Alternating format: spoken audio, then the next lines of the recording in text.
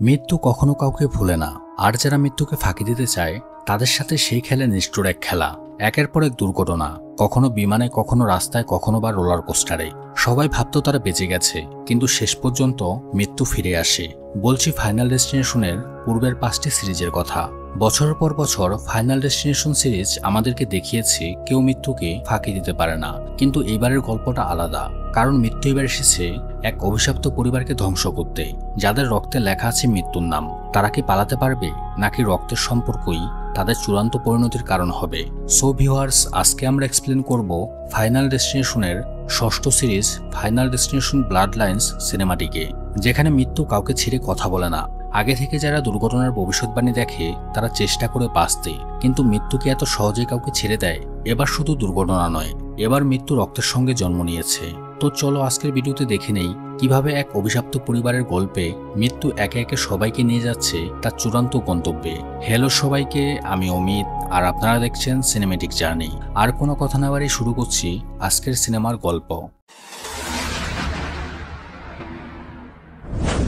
সিনেমাটি শুরু হয় 1969 সালে, যেখানে আমাদেরকে দেখানো হয় পল এবং আইরিস নামের দুজন কাপল গাড়িতে করে যাচ্ছিল।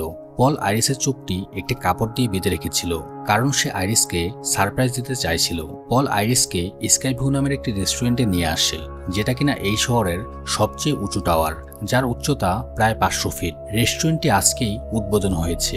গাড়ি থেকে নামার পর পল আইরিসের চোখের কাপড়টি খুলে দেয়। চোখ খুলতে আইরিস বিস্মিত হয়ে যায়।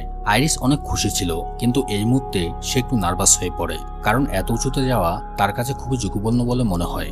এত কিছু না ভেবে তারা ভেতরে চলে যায়। তখনই বাইরে একটি বাচ্চাকে ফাউন্টেন মানে ঝর্ণার মধ্য থেকে কয়েন তুলতে দেখা যায়। তখন সেখানে থাকা একটি গার্ড বাচ্চাটিকে কয়েন তুলতে বারণ করে, কারণ এটি ব্যাড লাক নিয়ে আসে। আর এখান থেকে আইরিসের খারাপ ফিলিংস আসতে থাকে, যেন কিছু একটা খারাপ হতে চলেছে। তারপর পল এবং আইরিস লিফটে উঠে পড়ে। 500 ফিট উচ্চতায় রেস্টুরেন্টটি রয়েছে। জিনিসটা দেখতেও ভয়ের ছিল, এবং আইরিসের উচ্চতায় একটু ভয় রয়েছে। আইরিস আরো ভয় পাচ্ছিল, কারণ তারা যখন উপরে যাচ্ছিল তখন সে লিফটম্যান তাদেরকে বলে রেস্টুরেন্টটি তার নির্ধারিত সময়ের 5 মাস আগেই তৈরি হয়ে গিয়েছিল। অন্যদিকে সেই দুষ্ট ছেলেটিও লিফটের মধ্যে ইচ্ছে করেই লাফালাফি করছিল। এখন এখানে 3-4টা জিনিস নোটিশ করার মতো। প্রথমত, লিফটের ফ্লোর যেটা ছিল কাচের তৈরি, তার উপর সেখানে থাকা বাচ্চাটি কাচের উপর লাফিয়ে যাচ্ছিল।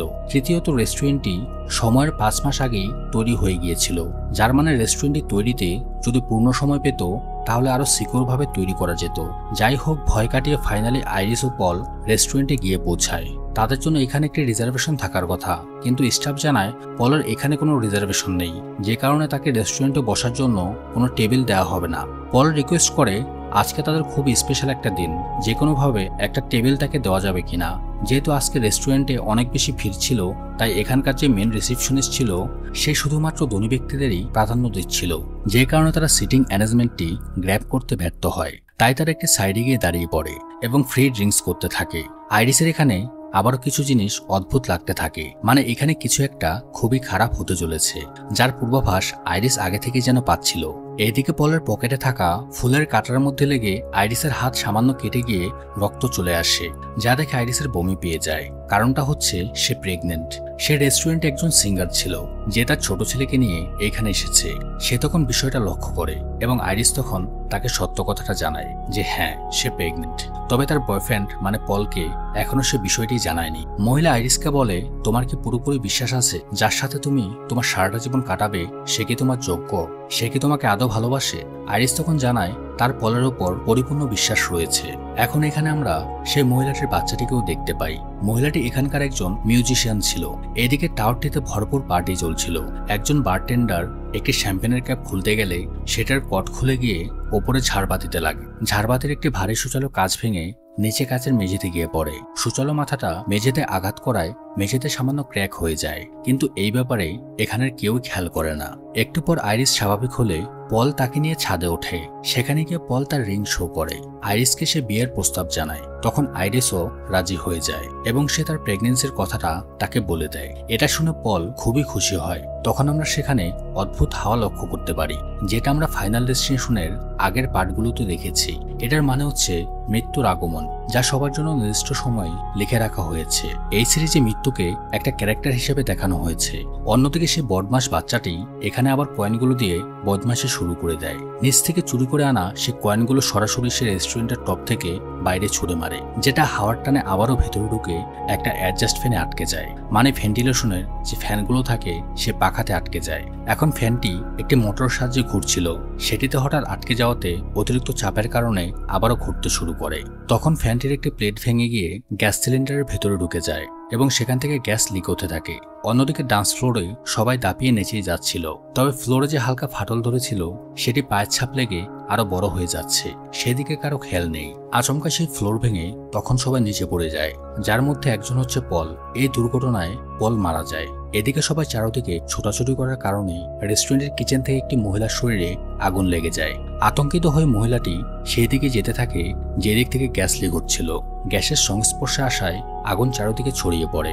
তখন এখানকার এসিগুলো ব্লাস্ট হয়ে ফ্লোরে আগুন ছড়িয়ে যায়, যার ফলে রেস্টুরেন্টের অর্ধেক মানুষ আগুনে পুড়েই মারা যায়। আবার কেউ কেউ সিঁড়ি দিয়ে নামার সময় পুরো সিঁড়িটাই ভেঙে নিচে পড়ে যায়। অনেকে লিফটে করে নিচে যেতে চায়, কিন্তু অতিরিক্ত লোড হওয়ার কারণে প্রথমত যে লোকটি লিফটের ভেতর ঢুকতে পারেনি সে লোকটি ভয়ঙ্করভাবে মারা যায়। তারপর লিফট ভেঙে সবাই নিচে পড়ে মারা যায়। তখনও কিছু মানুষ বাঁচার জন্য সার্ভাইভ করে যাচ্ছিল। অন্যদিকে সেই ছোট বাচ্চাটা, যে কিনা সবার আগে সিঁড়ি দিয়ে পালিয়ে নিচে চলে গিয়েছিল, কিন্তু মৃত্যুর হাত থেকে বাচ্চা বুড়ো কেউই রক্ষা পায় না। বিল্ডিং এর টপে একটি পিয়ানো একটি সাইডে ব্যালেন্স হয়েছিল, কিন্তু সে কয়েনটি পিয়ানোর উপর পড়াতে পিয়ানোটি সোজা এসে সে বাচ্চাটির উপরে পড়ে এবং কয়েনটি ঠিক সেই ফাউন্টেনে গিয়ে পড়ে যেখান থেকে সে বাচ্চাটি কয়েনটি চুরি করেছিল। এইদিকে আইরিস বাঁচার জন্য প্রাণপণ চেষ্টা করে যাচ্ছিল। তখন সে মিউজিশিয়ান মহিলাটির বাচ্চাটিকে দেখতে পায়। তাকে বাঁচানোর জন্য সে নিজের কাছে নিয়ে আসে। ততক্ষণ অর্ধেক রেস্টুরেন্ট ধ্বংস হয়ে নিচে পড়ে গিয়েছিল। টাওয়ার ভেঙে তারাও নিচে পড়ে যায়। যদিও শেষ মুহূর্তে আইরিসের আঙুলটা পলের পরানো আংটির কারণে দুটো পেরেকের মাঝে আটকে যায়, কিন্তু তবুও শেষ রক্ষা হয় না। সে বাচ্চাটি সহ নিচে পড়ে মারা যায়। আসলে এতক্ষণ যেটা দেখানো হচ্ছিল সেটা একটা দুঃস্বপ্ন ছিল। যে দুঃস্বপ্নটি দেখছিল স্টিফেনি নামে একটি মেয়ে, যে কিনা তার ক্লাসরুমে ঘুমিয়ে পড়েছিল, এবং এটাই তার প্রথম না। স্টিফেনি প্রায় এই ধরনের দুঃস্বপ্ন দেখে যাচ্ছে, কিন্তু কেন দেখছে, এটার মানে কি সে বুঝতে পারছিল না।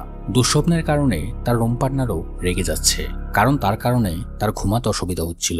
স্টিফেনি তাকে জানায় যে সে 2 মাস ধরে আইরিস নামে একটি মেয়ের দুঃস্বপ্ন দেখে যাচ্ছে, যেটা সম্ভবত তার নানি, মানে তার মায়ের মা। কিন্তু স্টিফেনি কখনোই তার নানিকে সরাসরি দেখেনি। তাহলে কেন সে এই ধরনের স্বপ্নগুলো দেখে যাচ্ছে?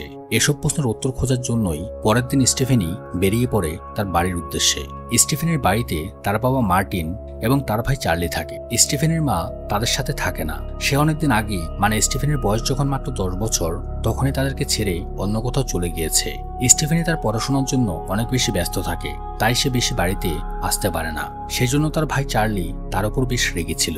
তখনই স্টিফেনি তার নানির ব্যাপারে জানতে চায়, কিন্তু সে তার বাবার কাছ থেকে তার নানির ব্যাপারে তেমন কিছুই জানতে পারে না। তাই সে এখন চার্লির সাথে তার মামা হাওয়ার্ডের বাড়িতে যেতে চায়। মার্টিন তখন সাবধান করে দেয়, যাই হোক হাওয়ার্ডের কাছে আইরিসের ব্যাপারে, অর্থাৎ তার নানির ব্যাপারে যাতে কোনো কথা না তোলে।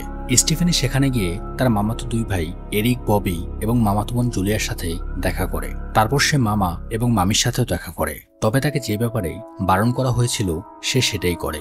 অর্থাৎ তার মামা হাওয়ার্ডকে সে তার গ্র্যান্ডমা অর্থাৎ আইরিসের ব্যাপারে জিজ্ঞেস করে। তার মামা প্রথমে এই ব্যাপারে তেমন কিছুই জানাতে চায় না। তখন স্টিফেনি তার সমস্যার কথাগুলো বলে এবং জানায় যে তার জানার প্রয়োজন আইরিস এখন কোথায় আছে এবং তার সাথে কি হয়েছে। তখন হাওয়ার্ড সম্পূর্ণ ব্যাপারটা তাকে জানায় যে পলের মৃত্যুর পরে আইরিসের মাথা একেবারেই খারাপ হয়ে গিয়েছিল। সে সব সময় অদ্ভুত সব কথাবার্তা বলতো, তাই আইরিসের কাছ থেকে তারা দূরে সরে আসে। তবুও আইরিস তাদের কাছে মৃত্যুর ব্যাপারে ভয়ঙ্কর সব চিঠি লিখে পাঠাতে থাকে, তাই তারা আইরিসের সাথে যোগাযোগ বন্ধ করে দিয়েছে। তাই হাওয়ার্ড তখন স্টিফেনিকে উপদেশ দেয় আইরিসের থেকে দূরে থাকতে, কারণ সে একজন মানসিক রোগী। স্টিফেনি তখন হাওয়ার্ডের থেকে কোনো সাহায্য না পেয়ে তার মামি ব্র্যান্ডাকে অনুরোধ করে তাকে সাহায্য করার জন্য। তখন ব্র্যান্ডা স্টিফেনিকে আইরিসের পাঠানো পুরনো চিঠিগুলো দেখায়, যেখানে আইরিস তার হাজবেন্ড পলের পুরনো একটি ছবি রয়েছে সেই স্কাইভিউ রেস্টুরেন্টের, এবং যেখান থেকে চিঠিটা পাঠানো হয়েছে সেই স্থানের ঠিকানা দেয়া রয়েছে। এরপর স্টিফেনি সেই ঠিকানার উদ্দেশ্যে বেরিয়ে পড়ে। আইরিসের বাড়িটি জঙ্গলে ঘেরা একটি নির্জন জায়গায় ছিল, যেখানে মানুষের কোনো আনাগোনা নেই। রাস্তায় রাস্তায় বিভিন্ন জায়গায় সাইনবোর্ড দেয়া ছিল, কেউ যেন এই জায়গায় না আসে। স্টিফেনি সেখানে গিয়ে দেখে ছোট্ট একটি বাড়ি, কিন্তু খুব হাইলি প্রোটেকশন দেয়া। এত ছোট করে সিকিউরিটি এত হাই লেভেলের হতে পারে স্টিফেনি সেখানে না গেলে বুঝতে পারত না। সেখানে থাকা একটি ক্যামেরার মাধ্যমে স্টিফেনি জানায় সে তার গ্র্যান্ড ডটার, সে তার সাথে দেখা করতে এসেছে। তখন আইরিস তাকে জানায় তার সাথে থাকা মোবাইল, গাড়ির চাবি সহ সবকিছু বাইরে রেখে তারপর ভিতরে প্রবেশ করতে। আইরিসের কথা মতো সবকিছু বাইরে রেখে স্টিফেনি ঘরে প্রবেশ করে। সে তার গ্র্যান্ডমাকে দেখতে পায়। এটাই হচ্ছে আইরিস। আইরিস স্টিফেনিকে দেখে খুবই খুশি হয় এবং তার মায়ের কথা জিজ্ঞেস করে। স্টিফেনি তাকে জানায় যে তাদের মা অনেক আগেই তাদেরকে ছেড়ে অন্য কোথাও চলে গিয়েছে। এটা শুনে আইরিস একটু আপসেট হয়ে পড়ে এবং স্টিফেনির এখানে আসার কারণ জানতে চায়। স্টিফেনি তার দুঃস্বপ্নে দেখা ঘটনাটি আইরিসকে খুলে বললে আইরিস জানায় স্টিফেনি যা দেখেছে সবকিছুই সত্যি। সেদিন স্কাইভিউ টাওয়ারে যাওয়ার পরে ঠিক এই দুর্ঘটনাটি ঘটতে যাচ্ছিল, কিন্তু আইরিস আগে থেকেই এই দুর্ঘটনাটির ভীষণ দেখতে পায়। পল যখন তাকে প্রপোজ করার জন্য ছাদে নিয়ে গিয়েছিল তখনই তার একটি ভীষণ ক্রিয়েট হয়। ভবিষ্যতে কি ঘটতে যাচ্ছে সেটা সে দেখতে পায়। তাই সে বদমাশ বাচ্চাটাকে ওপর থেকে কয়েন ফেলার আগেই আটকিয়ে দেয় এবং কয়েনটি কেড়ে নেয়। এরপর সে দৌড়ে ডান্স ফ্লোরে চলে আসে এবং সবাইকে সাবধান করে দেয় তারা এখনই সেখান থেকে না সরলে মেঝেটি ভেঙে বড় দুর্ঘটনা ঘটে যাবে। আইরিসের কথা শুনে সবাই নিচে তাকিয়ে দেখে সত্যিই মেঝেতে ফাটল ধরে গিয়েছে। সময় থাকতেই তারা তার কথা শুনে এই দুর্ঘটনার হাত থেকে বেঁচে যায়। আইরিস এতগুলো মানুষের নিশ্চিত মৃত্যুকে আটকে দেয়, যার কারণে প্রকৃতির নিয়ম ভঙ্গ হয়ে যায়। কিন্তু মৃত্যু এমন এক সত্য যাকে ফাঁকি দেওয়া যায় না, শুধু সাময়িকভাবে বিলম্ব করা যায়। এবং যারা যারা মৃত্যুকে ফাঁকি দেবে মৃত্যু আবারও তাদের পেছনে আসবে, আর সেটাই ঘটে চলেছে। সেদিন স্কাইভিউতে বেঁচে ফেরা প্রত্যেকেরই অপমৃত্যু হয়েছে। যারা যারা বেঁচে ফেরার পর বাচ্চা কাচ্চা জন্ম দিয়েছিল সেসব বাচ্চা কাচ্চা এবং পরবর্তী জেনারেশন এর সবাই মারা যায়, কারণ প্রকৃতির নিয়ম অনুযায়ী তাদের কারো জন্ম নেওয়ার কথা ছিল না। আইরিস যখন স্টিফেনিকে এ কথাগুলো বলছিল তখন অসাবধানতাবশত টেবিলে থাকা হাই ওয়ালেটের লাইটের সামনে একটি ম্যাগনিফায়ার গ্লাস চলে আসে, আর সে গ্লাসের ভেতর দিয়ে তীব্র আলোর প্রতিফলন হয়ে একটি দড়িতে গিয়ে লাগে। ফলে দড়িটি উত্তপ্ত হয়ে আগুন লেগে যাচ্ছিল। কিন্তু কোনো দুর্ঘটনা ঘটার আগেই আইরিস সেটা বুঝে যায় এবং সে তখন গ্লাসটি সরিয়ে দেয়। তখন সে স্টিফেনিকে বলে মৃত্যু সবসময় তাকে এভাবেই তাড়া করে বেড়াচ্ছে, আর সেও মৃত্যুর সাথে খেলা করে নিজেকে এতগুলো বছর বাঁচিয়ে রাখার চেষ্টা করে যাচ্ছে, যাতে সে তার পরিবারের বাকি মানুষগুলোকে বাঁচাতে পারে। মৃত্যু আইরিসের পাশাপাশি তার পরিবারকে খুঁজে বেড়াচ্ছে। তাই তারা বেঁচে ফেরার পরে পল ক্যান্সারে মারা যায়। আইরিসেরও এতদিনে মরে যাওয়ার কথা ছিল, কিন্তু সে নিজেকে এই বাড়িতে আটকে দেয়। গত 20 বছর যাবৎ সে একবারের জন্য এ বাড়ির বাইরে পা রাখেনি। আইরিসের কথা অনুযায়ী তার এবং পলের মাধ্যমে জন্মানো সন্তান এবং তাদের ছেলে মেয়ে সবারই মৃত্যুর অভিশাপ লেগে আছে। সতর্ক না হলে তাদের সবাইকে মরে যেতে হবে। আইরিসের কাছে একটি ডায়েরি রয়েছে যেখানে মৃত্যুর বিভিন্ন প্যাটার্ন লেখা রয়েছে, মানে মৃত্যু কোন কোন প্যাটার্নে আসতে পারে এবং কিভাবে থাকলে মৃত্যুর হাত থেকে বেঁচে ফেরা যাবে সেই সব উপায়গুলো সেখানে দেয়া আছে। কিন্তু আইরিসের কথাবার্তা শুনে স্টিফেনের মনে হয় এই মহিলা সত্যি হয়তো মাথা খারাপ, সে একজন সাইকো, না হলে কেউ আবার এই ধরনের কথাবার্তা বলে নাকি। স্টিফেনি আর এক মুহূর্ত এখানে থাকতে চাইছিল না। সে তখন উঠে বাইরে চলে যায়। আইরিস তাকে ডেকে বলে স্টিফেন অন্তত যেন তার লেখা বইটা নিয়ে যায়, এই বইটাই তাদেরকে মৃত্যুর সাথে লড়াই করতে সাহায্য করবে। কিন্তু স্টিফেনি একদমই আইরিসের কথা বিশ্বাস করতে পারছিল না। তাই সে বাধ্য হয়ে নিজের কথা সত্যতার প্রমাণ দিতে বাইরে বেরিয়ে আসে। সে তখন স্টিফেনিকে জানায় হ্যাঁ সত্যি হয়তো স্টিফেনি তাকে বিশ্বাস করবে না যতক্ষণ পর্যন্ত সে তার নিজের চোখে না দেখবে, এবং আইরিস তাকে যেটা বোঝানোর চেষ্টা করছিল সেটাই হয়। সে স্টিফেনিকে বইটা ধরিয়ে দিয়ে একটু দূরে গিয়ে দাঁড়াতে বলে। আইরিস যে এক বিন্দু মিথ্যা কথা বলেনি স্টিফেনি এখনই সেটার প্রমাণ পেয়ে যাবে। কয়েক মুহূর্ত পরে হঠাৎ এখানে বাতাস ওঠে এবং জোরে হাওয়া দেয়। সেই হাওয়ার চাপে একটি মেটালের ওয়েদার উইন্ড পড়ে যায় একটি সিলিন্ডারের ওপর। এই গ্যাসের প্রেসারে কম্পাসটি ছুটে একদম তীরের মতো করে আইরিসের মুখের এপার ওপার হয়ে বেরিয়ে যায়। আইরিস তার বইতে মৃত্যুর সম্ভাব্য কারণ হিসেবে এমন মৃত্যুর কথা উল্লেখ করে রেখেছিল, আর এভাবেই আইরিসেরও অপমৃত্যু হয়। এরপর আইরিসের ফিউনারেলের আয়োজন করা হয়। ফিউনারেলে স্টিফেনের মা ডার্লেন এখানে এসেছিল। মাকে দেখে সে বেশ বিরক্ত হয়। ছোটবেলায় মা তাদেরকে ফেলে রেখে গিয়েছিল, সেই অভিমান এখনো সে কাটিয়ে উঠতে পারেনি। তারপর কয়েকটা দিন পার হয়ে যায়। স্টিফেনের কাজিনরা একটি বারবিকিউ পার্টির আয়োজন করে, তবে স্টিফেনি সেখানে যায়নি কারণ সেখানে তার মা উপস্থিত ছিল। সবাই মিলে জিনিসপত্র সুন্দরভাবে অর্গানাইজ করে নিচ্ছিল। একদিকে ড্রিঙ্কস, অন্যদিকে বারবিকিউ। তবে মৃত্যুর ছোটখাটো আভাস সেখানে আমরা লক্ষ্য করতে পারি। মানে বিপদ যে কখন কিভাবে চলে আসবে সেটা তো আমরা কেউ জানি না। অন্যদিকে স্টিফেনি বাড়িতে তার গ্র্যান্ডমাদার অর্থাৎ আইরিসের দেয়া সে বইটি পড়ছিল, যে বইতে বহু নিউজ পেপার কাট করা এবং মৃত্যুর প্যাটার্ন সবকিছু রয়েছে। আসলে ফাইনাল ডেস্টিনেশনের প্রত্যেকটি সিরিজে যেইভাবে মৃত্যুকে দেখানো হয়েছিল সেই মৃত্যুর প্যাটার্নগুলো আইরিসের বইতে দেখানো হয়েছিল। তাহলে এখন আমরা বুঝতে পারছি কিভাবে আগের সিনেমাগুলোর সাথে এই সিনেমাটিকে কানেক্ট করা হয়েছে।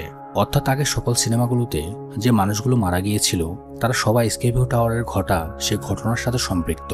এদিকে হাওয়ার্ডের ছোট ছেলে ববি ড্রিঙ্কসের আয়োজন করছিল।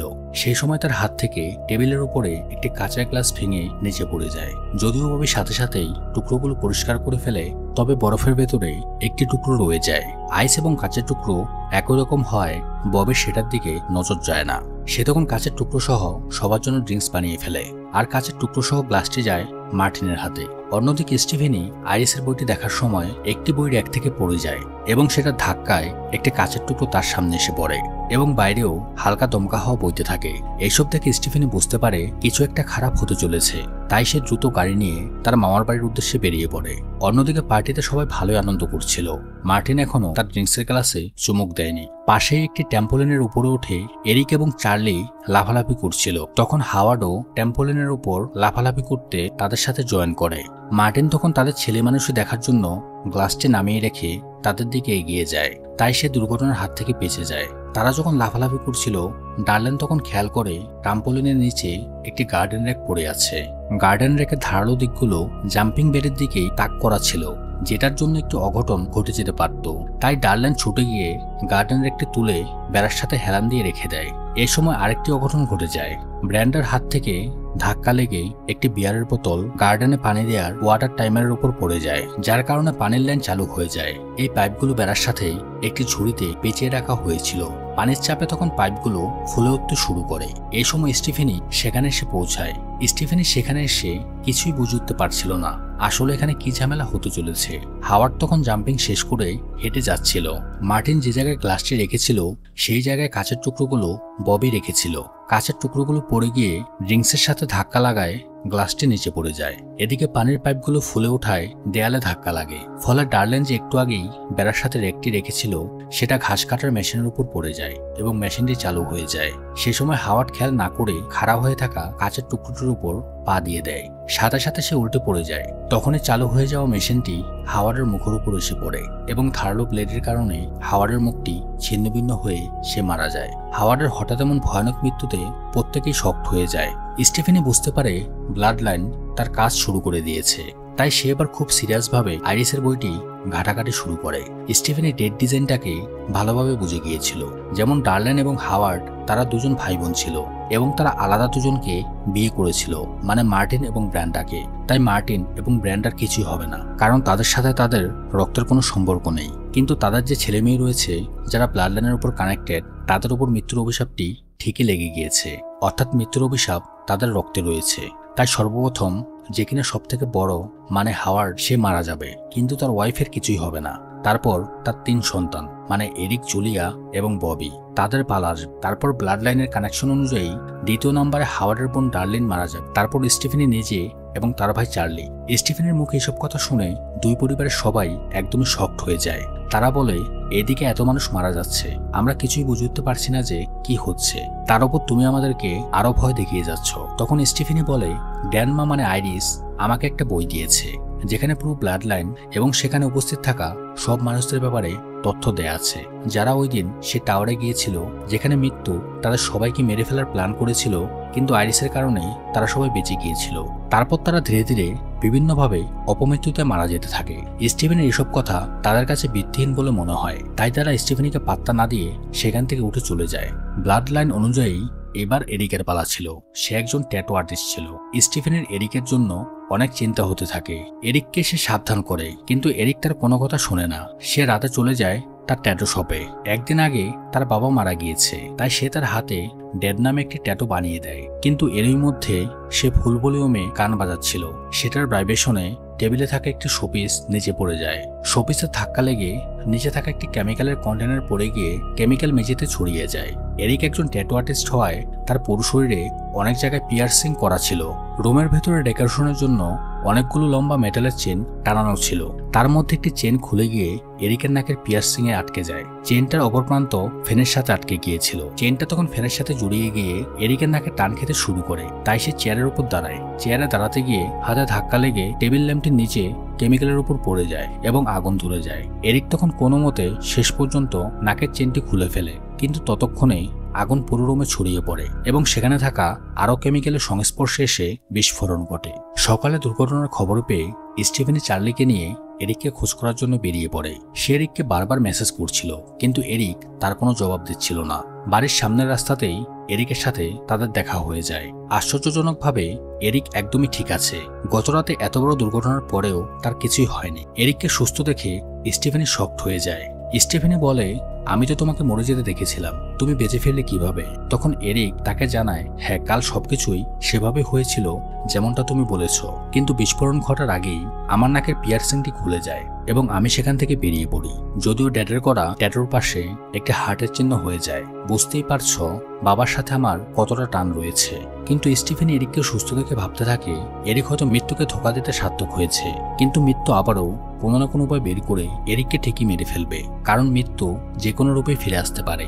এরিক বিরক্ত হয়ে স্টিফেনের সাথে কথা বলতে বলতে রাস্তার উপরে উঠে যায়। তখন প্রায় কয়েকবার দ্রুতগামী গাড়িগুলো তার প্রায় গা ঘেঁষে বেরিয়ে যায়, আর এইভাবে এরিক মৃত্যুর হাত থেকে বেঁচে যায়। সেই সময় এরিকের বোন জুলিয়া মর্নিং ওয়াকে বের হয়। সে রাস্তা দিয়ে যাচ্ছিল, তখন তার পাশে ময়লার ট্রাক থামানো ছিল।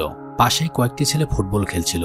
হঠাৎ ফুটবলটা জুলিয়ার মাথায় এসে লাগে এবং সে তখন ব্যালেন্স হারিয়ে ময়লার ঝুড়িতে আটকে যায়। গাড়ির মধ্যে অটোমেটিক সিস্টেম লাগানো ছিল, তাই ময়লার ঝুড়িটা অটোমেটিক উঠে জুলিয়াকে ট্রাকের ভেতরে ময়লার মধ্যে ফেলে দেয়। জুলিয়াকে বাঁচাতে ভাই বোনেরা দৌড়ে ট্রাকের পেছনে যেতে শুরু করে। ততক্ষণে ট্রাকটি ছেড়ে দিয়েছিল।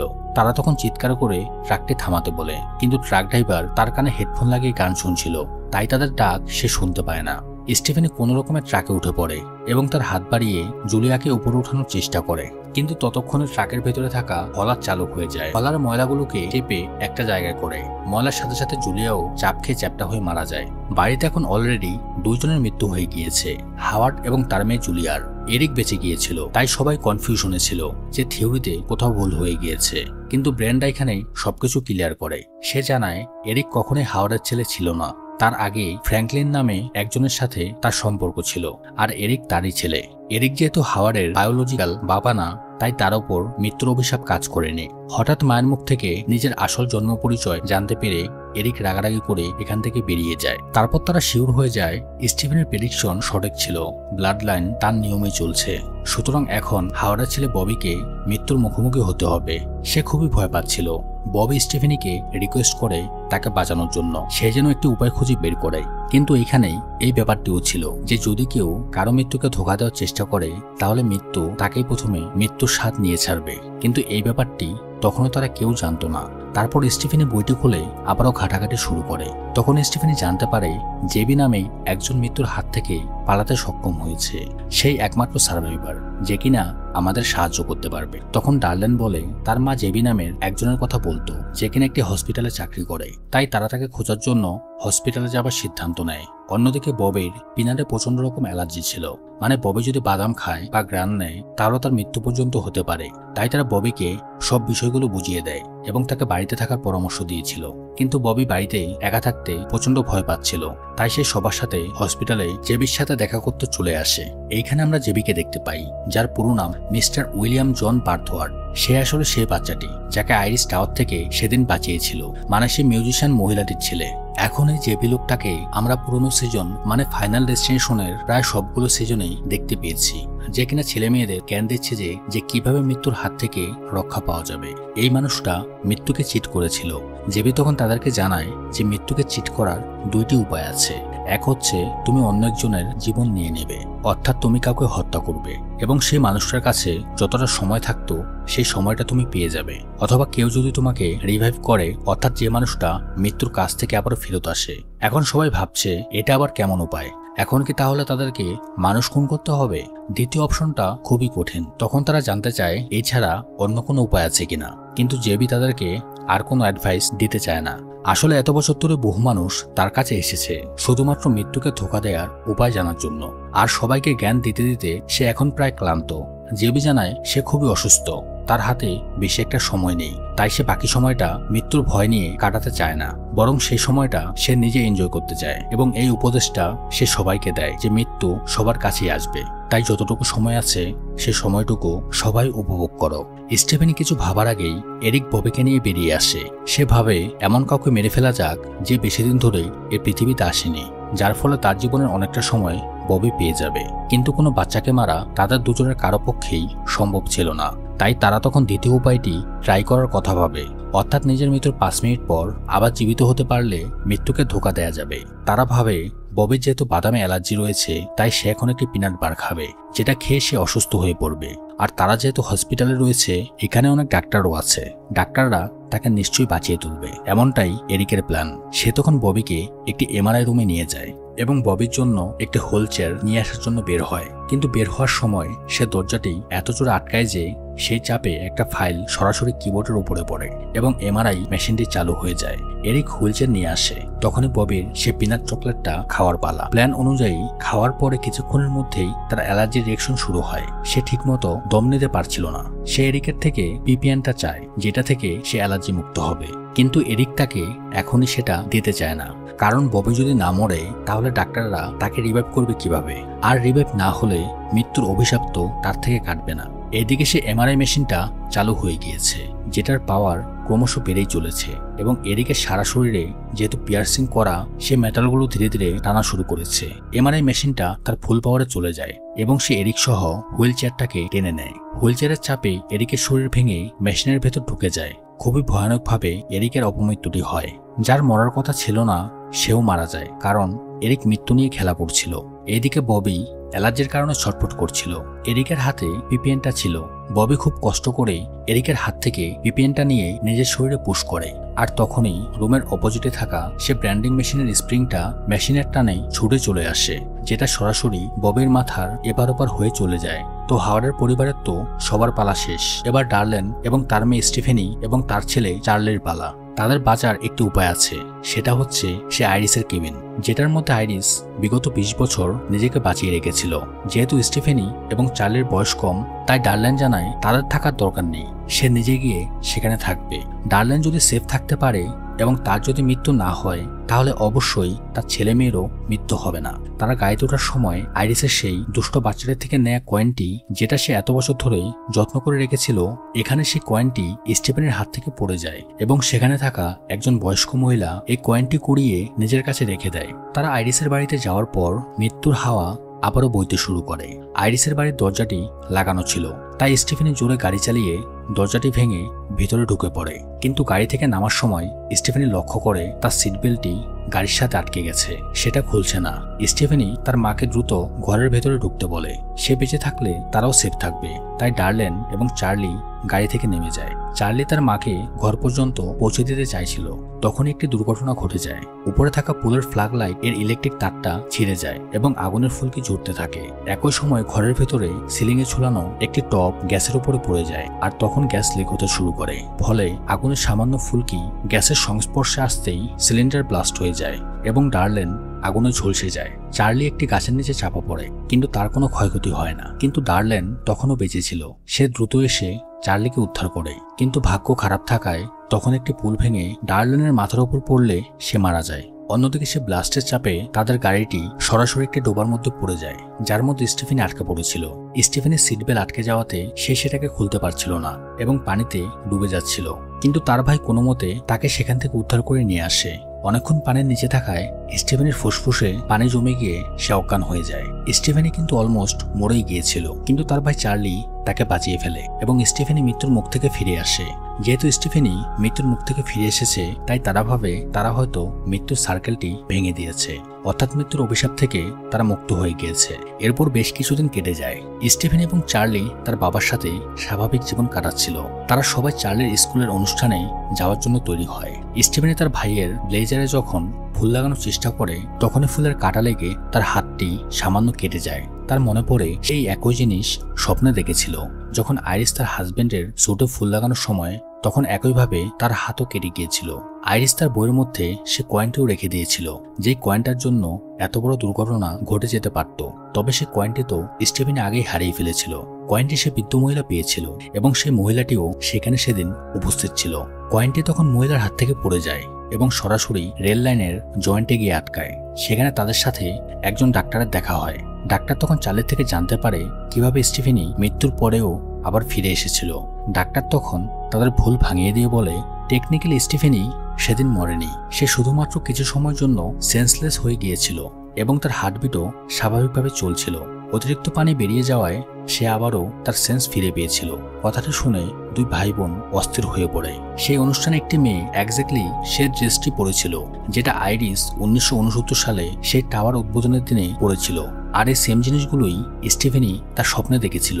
সেই মুহূর্তে ট্রেন লাইন দিয়ে একটি ট্রেন আসছিল।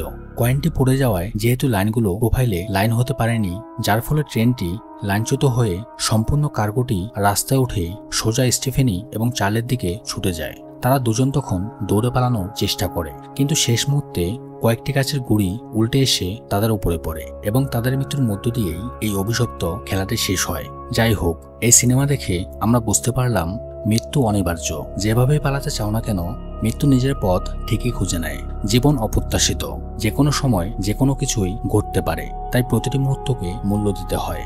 ভবিষ্যৎ কেউই নিয়ন্ত্রণ করতে পারে না, আমরা চাইলেই সবকিছু নিয়ন্ত্রণ করতে পারি না। তাই জীবনের প্রতি নর্ম থাকাটা উচিত। মানুষের জীবন ক্ষণস্থায়ী এবং অনিশ্চিত। ভিডিওটি ভালো লাগলে লাইক দিয়ে আপনার মতামত কমেন্টে জানাবেন। আর নতুন হলে অবশ্যই আমাদের চ্যানেলটি সাবস্ক্রাইব করুন এবং এই ধরনের আরও রোমাঞ্চকর ভিডিও পেতে চাইলে আমাদের চ্যানেলটি ঘুরে আসতে পারেন। ধন্যবাদ, দেখা হচ্ছে পরের ভিডিওতে।